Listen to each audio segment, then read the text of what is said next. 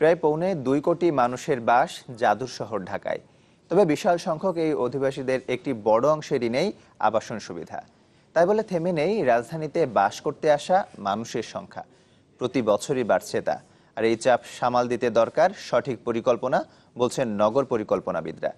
বাসযোগ্য নগরী হিসেবে ঢাকার অবস্থান নিয়ে আহসান হিমেলের 4 পর্বের ধারাবাহিকের শেষ পর্ব আজ। ছবি তুলেছেন কৃষ্ণ সরকার। জামালপুরের মনিজা জীবিকার খোঁজে ঢাকা এসেছিলেন, তাও বছর 20 হবে। দিনের আয়ে কোনো মতে 2-1 বেলা ভাত জোটে না মাথার উপর এক টুকরো ছাদ। খিলগাঁওয়ের এই ফুটপাতে আজ ঠাঁই হয়তো কাল অন্য কোথাও। ঢাকা শহরে আছি তো অনেক দিন ধরে, অনেক কষ্ট হলে কি করবো, জীবন তো আর চাই না, জীবন তো শক্ত। মনিজার মতো এই ফুটপাতে আরো 50টি পরিবার আছে যাদের গল্পগুলো প্রায় একই রকম। সরকারি হিসেব বলছে ঢাকায় প্রায় 30,000 মানুষের বসতি ফুটপাতে। একেবারেই কম খরচে যারা এই শহরে একটুখানি মাথা গুঁজতে চান তাদের আশ্রয় বস্তিতেই। ভাসানটেকের এই পল্লীতে 20টি ঘরে গাদাগাদি করে থাকছে প্রায় 150 মানুষ। ঘরপ্রতি ভাড়া 3,000 টাকা। তারপরেও আছে উচ্ছেদের ভয়। ঢাকার এমন 4,000 বস্তিতে থাকছে প্রায় 30 লাখ মানুষ। এই অভাবের সংসার, ঢাকা চলে এলাম।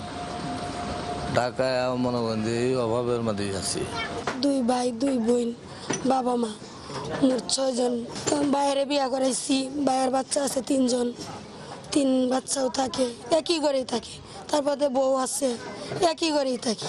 সংসারও বড় হয়ে গেছে, পারি না, এজন্য মানে একই ঘরেই থাকি।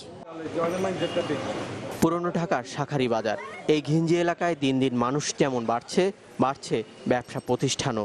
নতুন করে আবাসিক ভবন তোলার সুযোগটুকুও নেই। রাজধানীর হাতে গোনা কয়েকটি আবাসিক এলাকা ছাড়া বেশিরভাগ জায়গাতেই পরিকল্পনা ছাড়া বাড়ছে দালান কোঠা।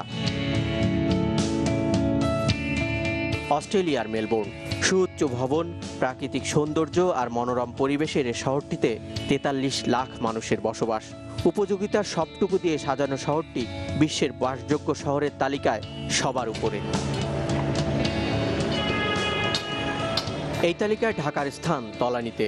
বিশ্বের সবচেয়ে বসবাস অযোগ্য শহর যুদ্ধবিধ্বস্ত সিরিয়ার দামেস্ক, লিবিয়ার ত্রিপোলি এবং নাইজেরিয়ার লেগস শহরের পরেই ঢাকার নাম।